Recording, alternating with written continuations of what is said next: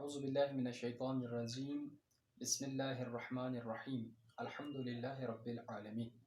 سب سے پہلے آپ حضرات کی خدمت میں رمضان المبارک کی مبارکباد پیش کرتا ہوں، اور چونکہ میرے بھائی کا حکم ہے یہ ویڈیو بنانے کا، تو کوشش کروں گا جتنے کم وقت میں جتنی زیادہ معلومات آپ حضرات کی خدمت میں عرض کر سکتا ہوں عرض کروں۔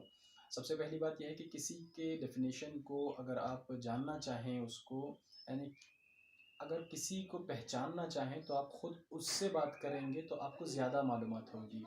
تو ہماری بات ہوگی قرآن کریم کے اوپر۔ اگر ہم قرآن کریم کے بارے میں کچھ جاننا چاہیں تو ہمیں ضروری ہے کہ ہم خود قرآن سے پوچھیں کہ وہ کیا ہے۔ تو قرآن عرض کرے گا، سورہ یونس کی 57ویں جو آیت ہے، اس میں قرآن کہہ رہا ہے کہ یعنی میری جو کوالٹیز ہیں وہ 4 کوالٹیز ہیں۔ نمبر 1، پہلی کوالٹی میری یہ ہے کہ میں نصیحت والا ہوں، یعنی میں نصیحت والی کتاب ہوں، یعنی جو مجھے یہ سمجھ کر پڑھے کہ نصیحت میرے اندر موجود ہے تو وہ اگر کافر بھی ہوگا تو مسلمان ہو جائے گا۔ اگر یہی چیز ہمیں صادق ہونی ہے، یعنی صدق کرنا ہے، تو ہمیں اسی ایام میں کچھ سالوں میں ہمیں دیکھنا پڑے گا۔ ایک یہودی تھا، وہ مسلمان ہو گیا، تو اس سے پوچھا گیا کسی انٹرویو میں، تو بتا کہ سب سے بڑا ریزن، سب سے بڑی وجہ کیا ہے جو مسلمان ہو گیا؟ تو اس نے کہا کہ میں قرآن پڑھ رہا تھا، تو قرآن پڑھتے پڑھتے میری جو نظر گئی وہ سورہ قیامت کی آیتوں پہ گئی، تو جہاں پہ خداوند عالم نے کہا کہ مثلاً قیامت کی قسم، نفس لوامہ کی قسم، اس کے بعد خدا کہتا ہے کہ تو گمان کرتا ہے، تو یہ انسان یہ کہتا ہے کہ انسان مرنے کے بعد کیسے وہ زندہ ہو جائے گا، تو کیسے زندہ کرے گا؟ تجھے یہ نہیں معلوم کہ ہم اتنی قدرت رکھتے ہیں کہ مرنے کے بعد تجھے زندہ بھی کریں گے، اور جو تیرے فنگر پرنٹس ہیں، یعنی آج جو زمانہ سائنٹسٹ کہہ رہا ہے کہ ایک دوسرے کا جو فنگر پرنٹ میچ نہیں ہوتا ہے،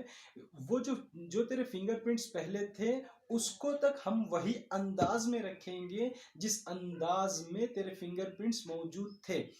یہ فلاسفر اور اسکالر کہتا ہے کہ جیسے ہی میں نے یہ آیت پڑھی مجھے یقین ہو گیا کہ اسلام ہی حق والا ہے، چونکہ 1400 سال پہلے یہ بات اللہ نے قرآن میں کہی ہے، تو یہ بات صادق، یعنی یہ بات بالکل سچی بات ہے۔ قرآن کہہ رہا ہے کہ میں نصیحت والی کتاب ہوں۔ دوسری بات کہ میں شفا والی کتاب ہوں، یعنی میرے اندر جسمانی بیماریوں کے لیے بھی شفا ہے اور روحانی بیماریوں کے لیے بھی شفا ہے۔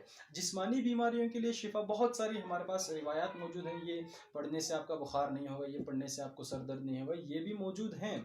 خود علامہ مجلسی فرماتے ہیں کہ میں نے 1000 لوگ جو مریض تھے ان کو صرف سورہ حمد کے ذریعے شفا دی ہے۔ تو ہمارے پاس شفا انسانی جسم کے لیے بھی ہے اور روحانی۔ اگر آپ کو دیکھنا ہے حسد کی، اگر آپ کو دوا چاہیے تو قرآن میں موجود ہے۔ اگر آپ کو جو بغض ہے اس کی دوا چاہیے تو قرآن میں موجود ہے۔ اب کسی کے بھائی کا اور بھائی میں دشمنی ہے، اگر اس کو دوستی میں لانا ہے تو قرآن میں موجود ہے۔ یعنی قرآن جو کلن شفا والی کتاب ہے۔ اور جلدی میں عرض کرتا چلوں، چونکہ میرے پاس وقت بہت کم ہے، اس کو یعنی مجھے بہت ہی کم وقت میں اس کو کنکلوڈ کرنا ہے۔ تیسری بات، یہ ہدایت والی کتاب ہے ان لوگوں کے لیے جو ہدایت کرتے ہوں۔ چوتھی بات، یہ رحمت والی کتاب ہے، خود قرآن کہہ رہا ہے کہ میں رحمت والی کتاب ہوں، یعنی میں رحمت ہوں لوگوں کے لیے۔ یہ ہو گیا ایک پارٹ میرے اسپیچ کا، تقریر کا یہ ہے۔ اور میرے دوسرا پارٹ یہ ہے کہ ہماری کچھ ذمہ داریاں ہیں قرآن کو لے کر کے، چونکہ یہ تقریر میری ہمسن اور کمسن لوگوں کے لیے ہے، کمسن بھائیوں کے لیے ہے۔ میں عرض کر دوں، پہلی بات جو میں نے یہاں پہ لکھی ہوئی ہے، نوٹ کی ہے، وہ ہے کہ قراءت قرآن، یعنی ہمیں قرآن کو پڑھنا ہے، زیادہ سے زیادہ قرآن کو پڑھنا ہے۔ ہمارے پاس اگر پرسنٹیج دیکھا جائے تو بہت کم پرسنٹیج ہیں جس کو قرآن نہیں آتا ہے، سب کو قرآن آتا ہے لیکن قرآن کو پڑھنا زیادہ ہے۔ یعنی ہمارے پاس جناب امام حسن علیہ السلام کے خاندان میں سے ایک خاتون ہیں جن کا نام ہے نفیسہ خاتون، وہ جب تک زندہ رہیں تو ان کی ہسٹری میں ملتا ہے ہمیں، وہ 6000 مرتبہ ختم قرآن کیے ہیں، یعنی جب تک وہ زندہ رہیں 6000 مرتبہ انہوں نے قرآن کو ختم کیا ہے۔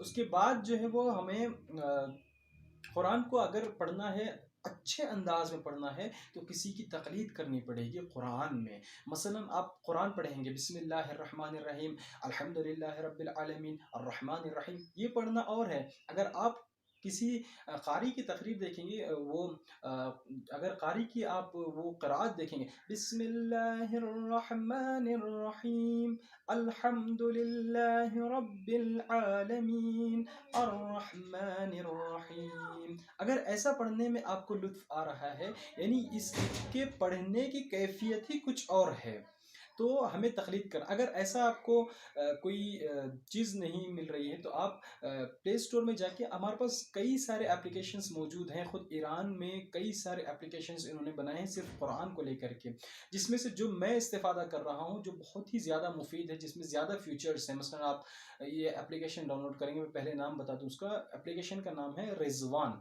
ٹھیک ہے، وہ اگر آپ ڈاؤن لوڈ کریں گے اس میں آپ قرآن، سارا قرآن موجود ہے، ہر آیت پہ آپ ٹچ کریں گے تو وہ آپ کو آڈیو کی شکل میں پڑھ کے بتائے گا. جتنے مشہور قاری ہیں ان سب کی جو ہے وہ قرات اس میں موجود ہے. زیارت عاشورہ وغیرہ جتنی زیارتیں ہیں، جتنی دعائیں ہیں، جتنی آپ کو آن لائن زیارت کرنا ہے، مثلا کربلا کی، کعبہ کی، یا کاظمین کی، یا امام رضا علیہ السلام کے حرم کی، وہ ساری جو ہے وہ زیارتیں اس میں موجود ہیں. آپ ڈاؤن لوڈ کریں، یوز کریں. پہلی مرتبہ جو ہے قرآن کو آپ سنیں غور سے 3 مرتبہ، 4 مرتبہ، 5 مرتبہ، اس کے بعد آپ پھر وہی انداز میں آپ بھی سیکھ لیں گے. دوسری ہماری ذمہ داری یہ ہے کہ تدبر کریں، ہم قرآن میں غور و فکر کریں کہ یہ قرآن ہم سے کیا کہہ رہا ہے. یعنی اگر غور و فکر کریں گے تو پتہ چل جائے گا کہ قرآن واقعا ہماری ہدایت کے لیے آیا ہے. تیسری چیز، چونکہ وقت زیادہ ہو رہا ہے، میں آپ کا کم وقت لینا چاہ رہا تھا.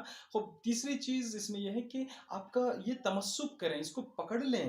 یعنی آپ کا فرسٹ پریفرنس جو ہونا چاہیے وہ قرآن ہونا چاہیے. مثلا آپ کا بچہ بیمار ہو گیا تو قرآن، اگر آپ کو مریضی آ گئی تو قرآن، کسی میں جھگڑے ہو رہے ہیں، میاں بیوی میں جھگڑے ہو رہے ہیں تو قرآن نے علاج بتایا ہے. ہمیں سارے کے سارا سسٹم جو ہے وہ ہمارے پاس قرآن میں موجود ہے. تو ہمارا سب سے فرسٹ پریفرنس جو ہونا چاہیے وہ قرآن ہے. اور چوتھی اور آخری چیز جو سب سے زیادہ مہم ہے وہ قرآن کی تعلیم ہے. یعنی قرآن کو سیکھیں پھر دوسروں کو سکھائے. یعنی سب سے پہلے قرآن کو اچھی طرح سیکھیں اور اس کے بعد اچھی طریقے سے، احسن طریقے سے وہ دوسروں تک آپ سکھائیں، تاکہ یہ ہمارے پاس جو قرآن کی کمیاں موجود ہیں وہ، یہ کمیاں جو ہے ہمارے پاس، یہ جو ہمیں ہمارے پاس جو، اگر آپ کی خدمت میں عرض کروں کہ جو ہمارے پاس کمی موجود ہے وہ کمی دور ہو جائے. قرآن کو اچھی طریقے سے سیکھیں، اس کے بعد اچھے طریقے سے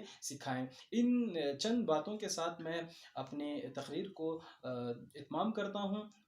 امید کرتا ہوں کہ آپ حضرات کو زیادہ معلومات کم وقت میں فراہم کیا ہوں، اور دعا کرتا ہوں پروردگار عالم ہم سب کو قرآن کے ساتھ محشور فرمائے. والسلام علیکم ورحمۃ اللہ وبرکاتہ.